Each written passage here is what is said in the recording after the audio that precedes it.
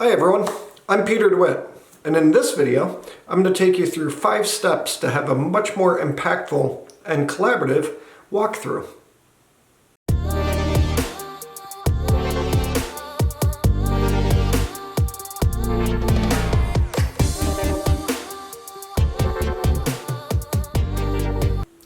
Walkthroughs are something that I've written about several times in my Finding Common Ground blog for Education Week or in my newest book, Instructional Leadership, Creating Practice Out of Theory. It's really important that we look at getting them done correctly because for too long, walkthroughs have felt like they're done to teachers and not done with them. So after we're done with this video, if you like the 5 steps that I provide you, give me a like and maybe possibly even subscribe to the page where I'll have other more practical advice when it comes to collaborative leadership. Now, the first step is common language and common understanding. This is something that I got a sense of years ago when I was running workshops.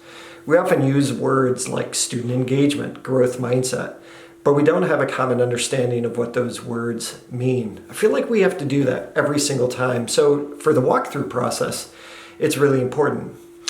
Look at it this way. If we put in an implementation cycle when it comes to walkthroughs, where we meet with teacher teams or we meet with lead teachers and we talk about what does a walkthrough actually mean, because teachers have a very different idea of what walkthroughs are than principals do.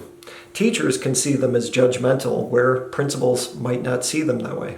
So, using that program logic model to start going through the steps of what proper walkthroughs could look like, we use an implementation cycle all in that same step. And we start to look at, do we need a pilot group?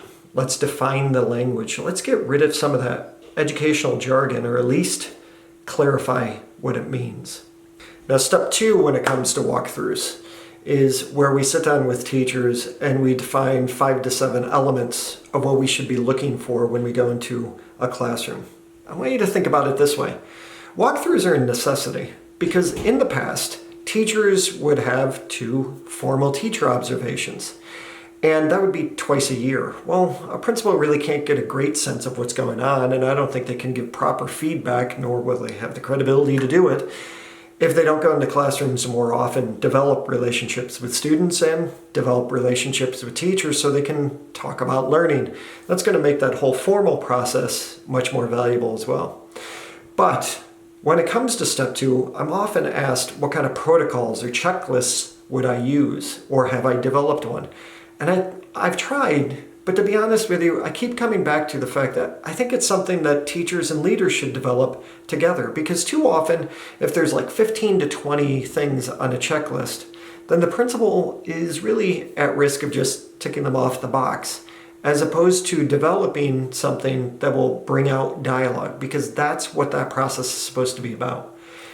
The dialogue will happen after the walkthrough, or that dialogue will happen during formal observations, faculty meetings, or even your PLC meetings. So with step number 2, it's about developing a list of elements. I suggest 5 to 7 about what do you want to see when you go into a classroom? What does a teacher want you to be able to see? Things like teacher clarity should be on there, learning intentions and success criteria.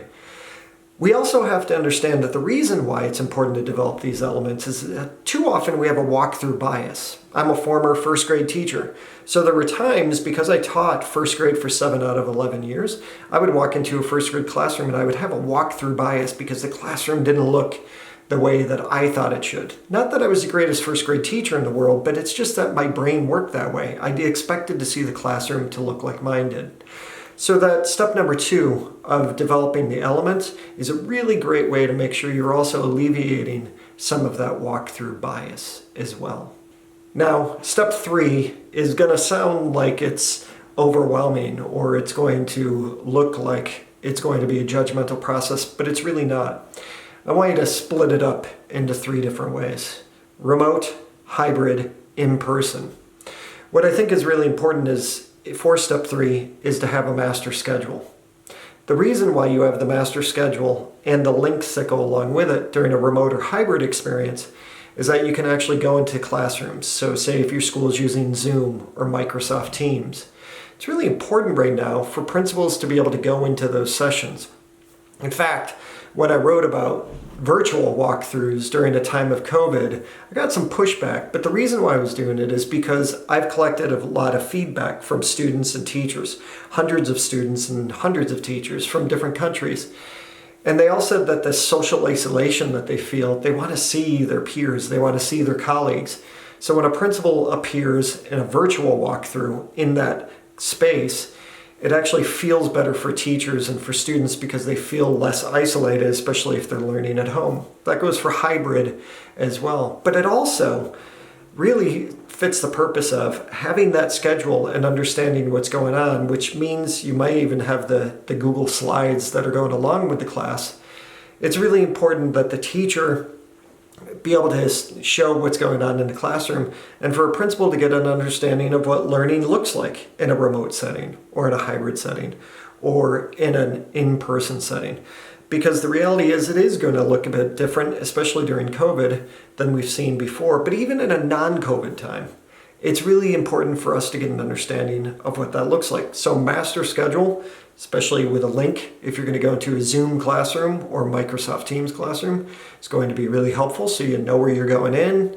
And also, will you be able to join breakout sessions with kids? Say they're using something like reciprocal teaching.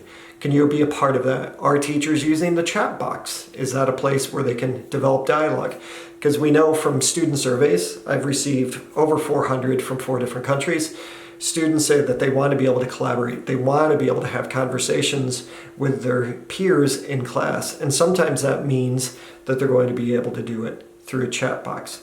So step number 3 is all about the schedule and even maybe some of the Google Slides that are going to go along so you understand the teacher clarity and learning intention piece that's going to be established. And is it actually happening in the classroom? Now, step number 4 is definitely the nitty-gritty. It's where you actually enter into the classroom. We know that this is going to look different from a remote standpoint versus a hybrid or in-person standpoint. So let's talk about in-person. Walking into a classroom is not always easy. Sometimes we feel a little bit nervous about doing it, even as principals, because maybe they have their door closed, and if we walk in, is it going to disrupt the classroom? The more you do it, the easier it gets. From a remote standpoint, entering into that classroom is exactly what I was talking about a little bit before with step number 3, about making sure you have those supplies, because it's about, are teachers using breakout rooms? What does that actually look like? How are the kids acting? Because it's not just about making sure that the learning is taking place. It's all about, what about the behavior that goes on in a remote experience? Do we really get an understanding of what teachers are feeling these days? Also with remote and entering into the classroom, I'm really interested in what that looks like. In fact, when I do workshops, we actually use some videos of remote teaching and we talk about the feedback that we could give the teachers. Or we do it when I'm coaching, where we're actually going into real Zoom lessons that teachers are doing. So that entering classroom is step 4, but it's also one of the most important steps. And then we have step 5, which is probably one of the most important. It's about reflecting with the teacher. This is often the most difficult part because of time. But we know that teachers want to know what you saw when you entered into the classroom, whether we're talking about remote or in person. But here's another thing about reflecting with the teacher. Maybe it's not going to be individual. Maybe it's something that you can actually do with your whole staff. When I was a school principal, we were new to evidence-based observations in New York State, where I live. So one of the things that I did is found a video from the teaching channel, and I sent it out to teachers about 3 days before our faculty meeting, along with the new evidence-based observation form. And at the faculty meeting, we watched the video of the teacher teaching, and the teachers had to act like they were me. What kind of feedback would they give to the teacher? What were they looking for when they entered into this classroom? And we watched it for about 8 to 10 minutes. It was by far one of the best faculty meetings that I had. So with step 5, what you can look at is, do you do that with your faculty or at PLC meetings? It's really important for us to have that common dialogue and that common understanding, and this sort of closes that feedback loop, because when we're going through reflection and when we can do an activity like that at a flipped faculty meeting where we watch the video together and engage in that dialogue about what we see, That's going to help our walkthrough process become much more valuable. And I know I've said this before, but I just want to say it one more time. Sometimes walkthroughs seem so top-down. And because I'm talking about 5 steps to having a more collaborative walkthrough, I really want to make sure that you understand that walkthroughs should be collaborative. They should be mostly non-judgmental. It should be where we're developing that language of learning that's going on in classrooms and schools. And it's also about where principals and assistant principals can gain a true awareness of what's going on in the classroom. And for teachers, it's important for them to have principals who are doing the walkthroughs, because then they start to see that their principal can be this credible source that they can engage in dialogue around learning and not just about discipline. That's going to make your school climate a lot better as well. I want to thank you for joining me for 5 steps to a more collaborative walkthrough.